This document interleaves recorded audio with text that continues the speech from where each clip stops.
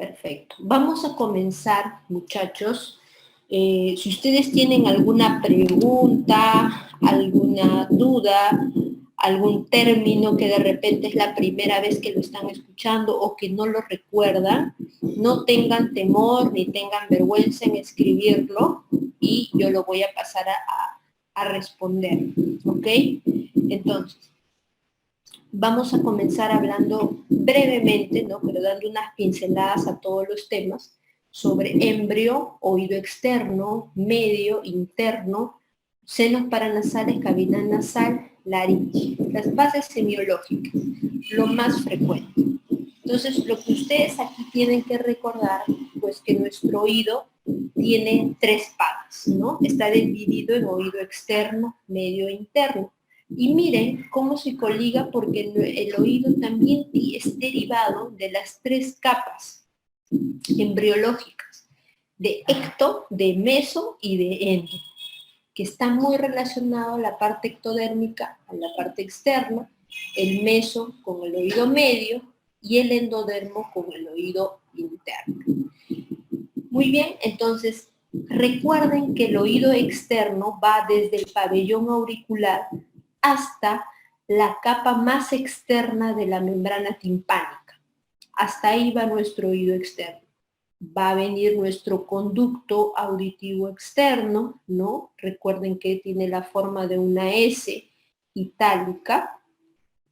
Y también, ¿quién forma parte del ectodermo? La porción celular del oído interno. Todos esos receptores ciliares, esas células que encontramos en el oído interno encargadas de la audición, encargadas de el equilibrio, forman parte del ectodermo, así como el sistema nervioso, ¿no? Como ustedes se acuerdan.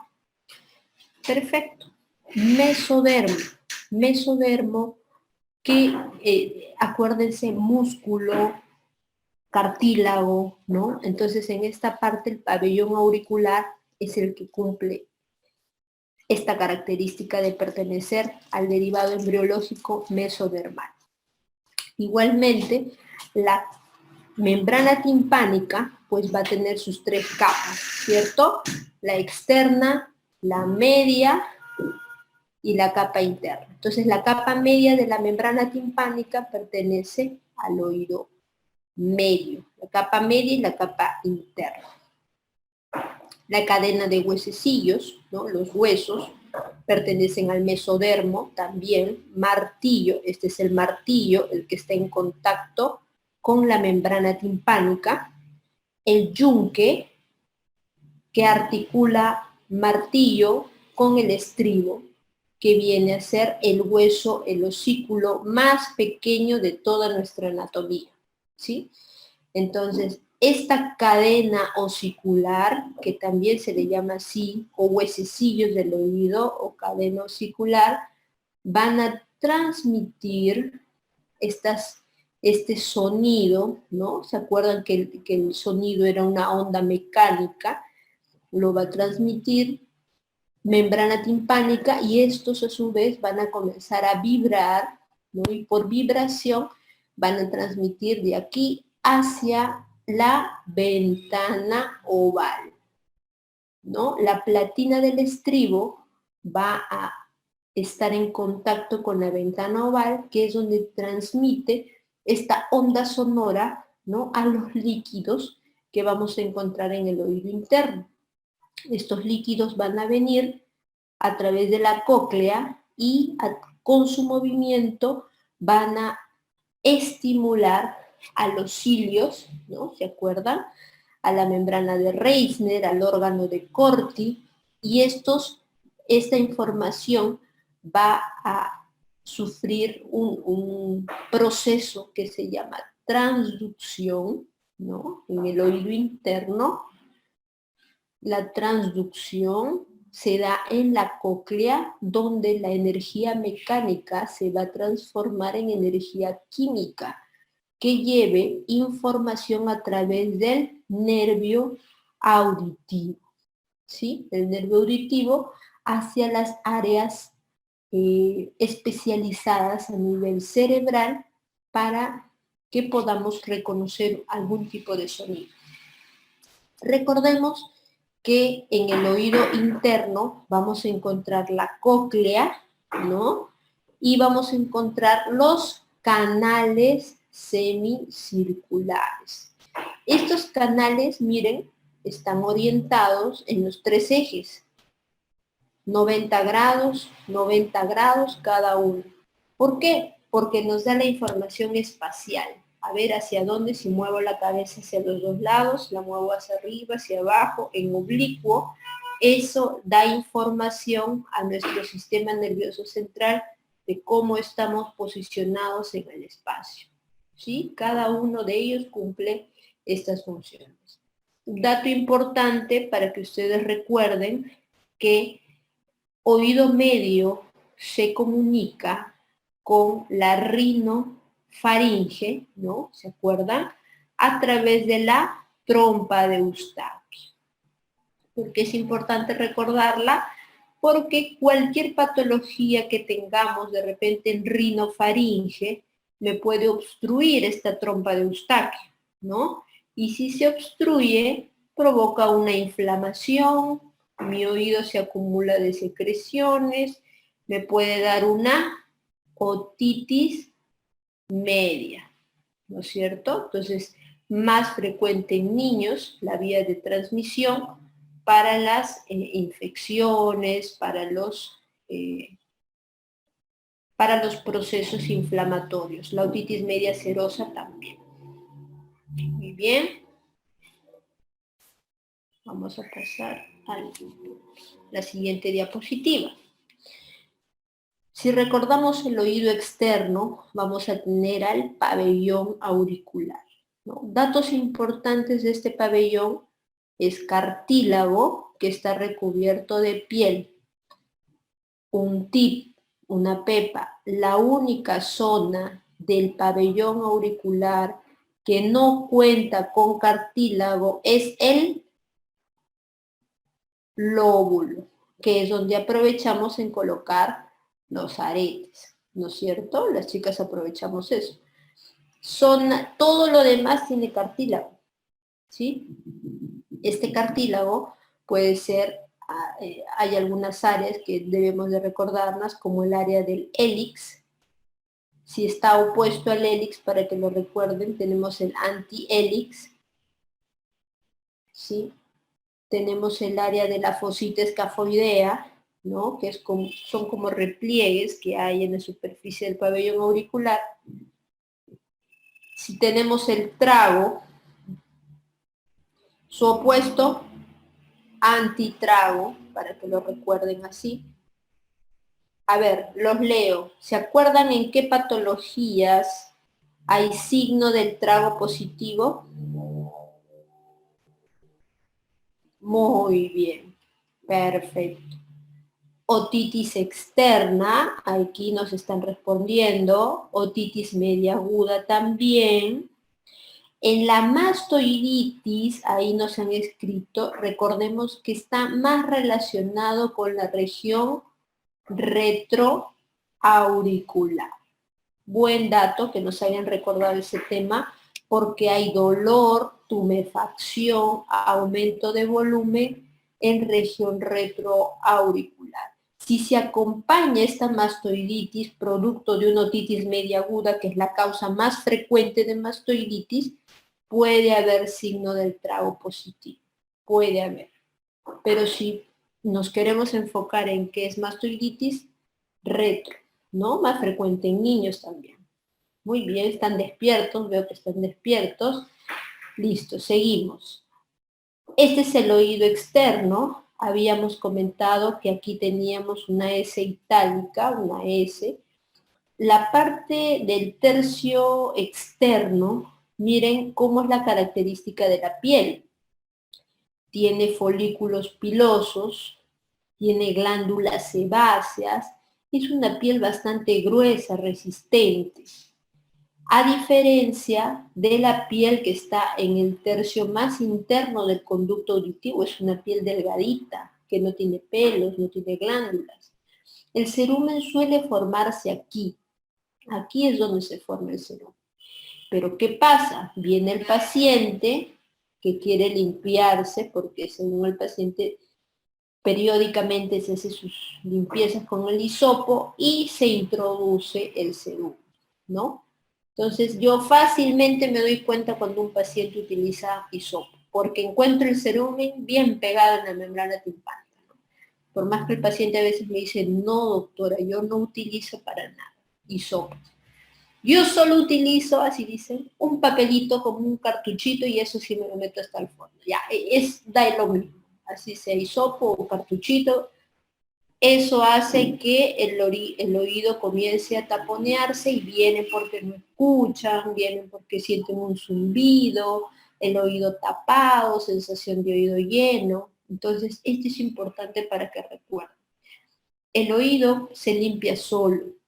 Si los pacientes le preguntan, doctor, ¿cada cuánto tiempo tengo que limpiarme los oídos? Entonces ustedes díganle, señor o señora, los oídos se limpian solos. Los oídos se limpian con los codos, como dicen algunos libros. Es decir, no necesitan, nunca van a poder hacerlo,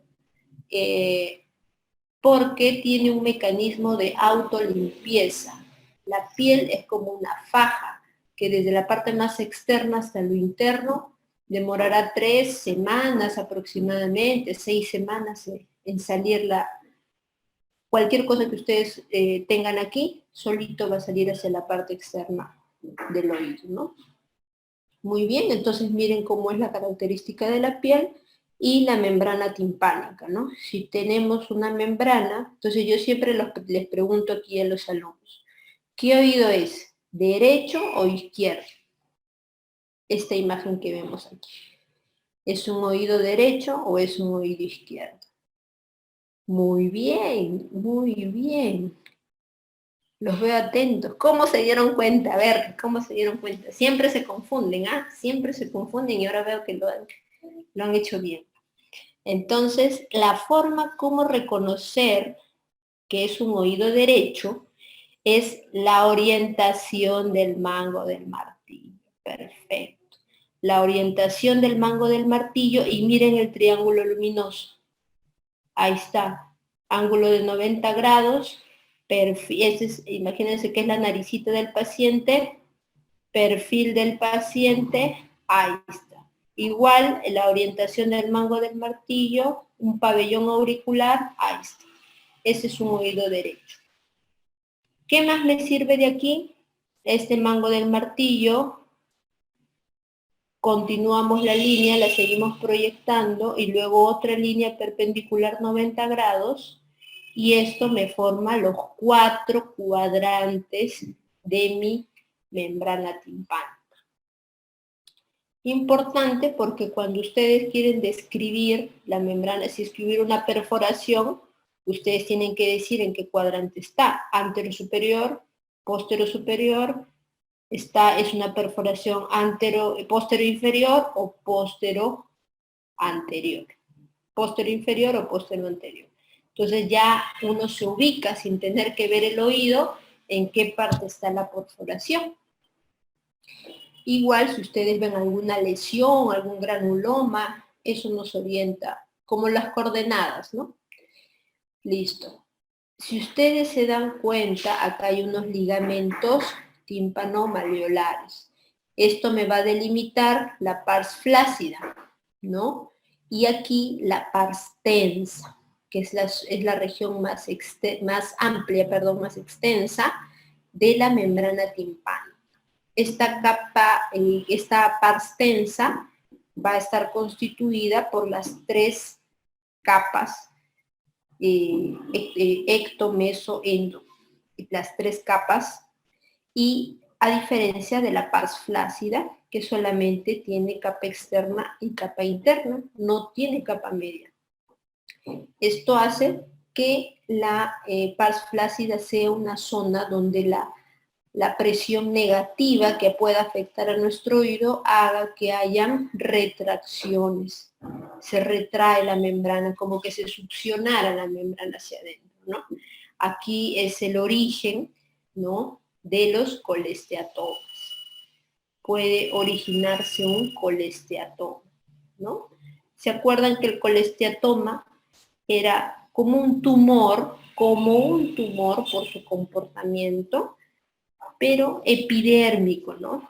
Es de piel, al tener la capa externa de la membrana timpánica, esa piel comienza a crecer, a crecer, a crecer y carcome, como la polilla, igual. Carcome hueso, nervio, puede originar parálisis facial en nuestros pacientes, otorrea fétida, ¿no? Es una otitis media crónica lo que se puede generar, se perfora la membrana aquí. Muy bien, entonces acá tenemos el triángulo luminoso y esas son las áreas más importantes. Homeostasis óptica. ¿Qué significa homeostasis? Equilibrio. Equilibrio entre lo que nos defiende de las enfermedades y lo que nos predispone a ellas. ¿Qué nos predispone a las enfermedades? Desecación, cuando hay mucho calor, como en estas épocas, hay mucha humedad, ¿no? Los nadadores, los que andan en trabajos donde están sumergidos, entonces la piel se pierde su capa externa, protectora, ¿no? De la piel. Las dermatitis, pacientes que tienen psoriasis, por ejemplo, y se atrofian las glándulas de la piel del conducto auditivo externo. Eso son noxas contra nuestro oído externo. Entonces, ¿qué es lo que beneficia a nuestro oído? ¿De qué manera está protegido? Con un pH bajo, con los ácidos grasos, las lisosimas y la autolimpieza que nuestro oído ya sabe cómo realizar, ¿sí? Entonces esto solamente es para reforzar la idea de que el oído no necesita ser limpiado, de que si ustedes hacen un experimento de poner un puntito de tinta china aquí, en el centro de la membrana timpánica, a las semanas ustedes lo ven, ya el puntito migró aquí. Lo siguen viendo de ahí un tiempo, va a migrar, va a migrar, va a migrar, hasta que el puntito sea de afuera. ¿Qué significa eso? Que la piel solita está corriendo desde la parte más central hasta la parte más externa del conducto. Perfecto, ahora nos vamos complicando un poquito más. Ya pasamos del oído externo al medio. En el oído medio, para que ustedes lo recuerden, esta caja timpánica tiene 6 caras, ¿no? Cada una de ellas tiene relaciones anatómicas importantes. De repente esto un poco más para la parte quirúrgica, pero hay zonas que sí deberían de recordarse, como por ejemplo esta de aquí, la tuba auditiva, también conocida como trompa de Eustaquio, la trompa de Eustaquio, ¿no? Esta trompa de Eustaquio, pues recuerden, está relacionada con la cara anterior de la caja timpánica. Por aquí van a ver un equilibrio de presiones. ¿Presiones de dónde, profesora? Presiones de la rinofaringe hacia el oído medio. Se equilibran a través de esta trompa de Eustaquio. ¿Qué más? Miren quién pasa por aquí. El cuco de todos los otorrinos cuando operan un oído.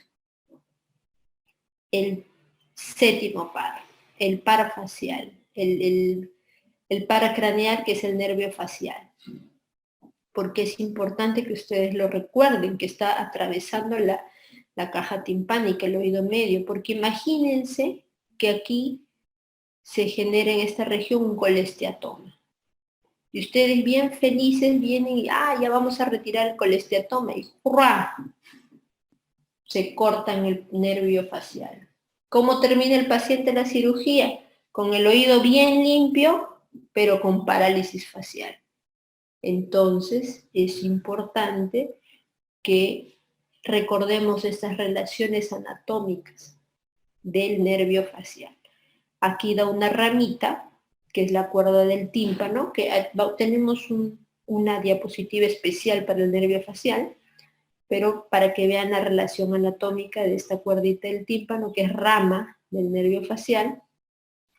La ventana oval, ¿no? Está en la parte, en la cara más interna, más medial de la caja timpánica y se relaciona con el huesecillo, que era el estribo, ¿no es cierto? Ahí se transmiten esas ondas mecánicas sonoras para que sigan su curso hacia adelante. Muy bien. ¿Qué otra relación anatómica es importante? Miren, a nivel del piso de la caja timpánica, la vena yugular interna. Ajá.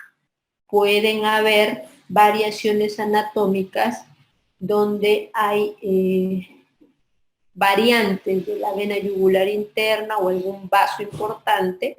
Miren, la carótida interna también está por ahí, ¿no? Donde, sobre todo en el colesteatoma, que es ese que carcome y te altera toda la anatomía del oído medio, ustedes a veces estos vasos se encuentran en una posición no habitual y pueden lesionarlos y comenzar un sangrado del Padre y Señor mismo. Entonces, importante recordar estas relaciones anatómicas. Y para su práctica, ¿no? Para su práctica clínica, cuando ustedes estén en el tópico, sería bueno y lo recomendable, chicos, es que tengan su otoscopio, ¿no? Ese otoscopio le va a servir para realmente para su internado, les va a servir para su serum, les va a servir para la vida, porque siempre va a haber algún familiar, alguien, algún amigo que necesite que se le vea el oídito, entonces ustedes ya lo van a tener a la mano, ¿no? Y es práctica, chicos, es práctica. Entre ustedes más oídos normales vean, cuando ustedes ya vean un patológico, van a detectar cuando está empezando una otitis, cuando está ya una otitis en fase ya de supuración, cuando está complicándose, cuando hay una perforación, cuando hay una retracción. Eso lo hace la práctica. Para ello, lo ideal es haber visto primero oídos normales, normales en niños, normales en adultos. Entonces, cuando ustedes tengan su otoscopio, la forma de agarrarlo es como un lapicero. Cuando ustedes agarran el lapicero, ¿no? Por eso aquí les pongo estas imágenes, que esta de aquí vendría a ser la correcta. De esta manera ustedes van a tener un adecuado control y miren el dedo meñique, se apoya en la cara del paciente y si el paciente se mueve con todo el otoscopio, ¿no? Pero si ustedes solamente lo agarran así con toda la palma de la mano, cogen, el paciente mueve el hombro, ustedes no tienen ningún punto de apoyo y pueden lacerar el conducto, ¿no? Porque adentro ustedes recuerden que hay un conito con el cual ustedes están observando. Entonces, sobre todo en niños, porque los niños son bien impredecibles, traten de ganarse su confianza, le van hablando, a ver, vamos a revisar el oído, ven un ratito. Lo que yo hago, por ejemplo, con los niños, es que el otoscopio, como tienen miedo porque piensan que es aguja, ustedes acérquenle a su manito la luz del otoscopio. Entonces, le preguntan, ¿te duele? ¿No te duele? El paciente, el niño te dice, no, ya ves, no duele, vamos a revisar en el oídito qué es lo que hay. Y ya ahí ustedes ya le hablan de sus dibujitos más frecuentes, vamos a ver a, no sé, a Peppa Pig, vamos a ver a Masha, vamos a ver cualquier cosa. Entonces el niño ya se distrae en ese rato y aprovechen y miren el oído, ¿no? Entonces, algunos tips para que le queden en su práctica. Lo otro es importante que la angulación de la trompa de Eustaquio con respecto al oído medio es diferente en un adulto y en un niño. En un niño prácticamente es horizontal, miren, son solamente 10 grados de diferencia, a diferencia de un adulto.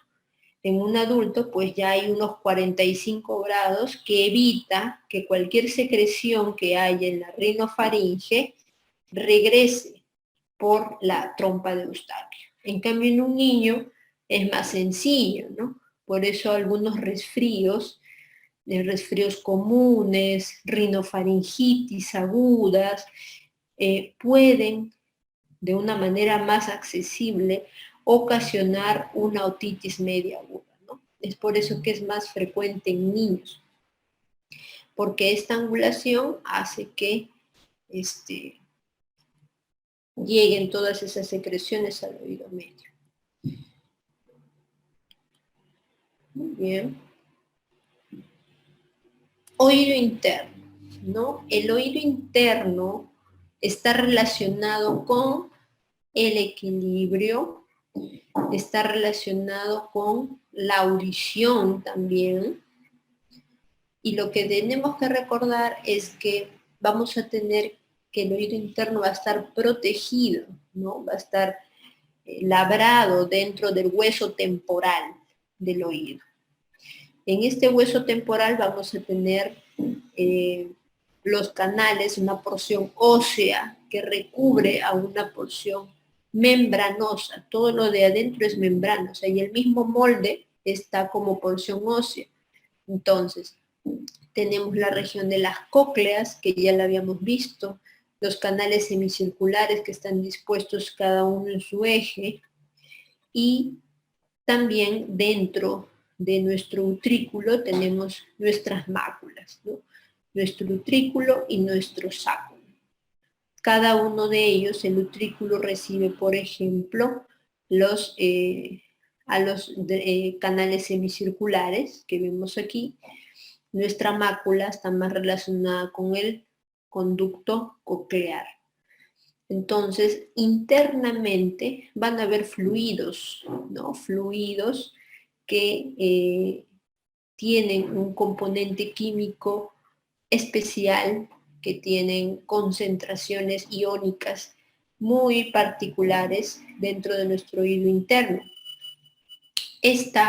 Si nosotros este organito de acá, este tejido, histológicamente lo llevamos a ver de en qué está contenido, ¿no?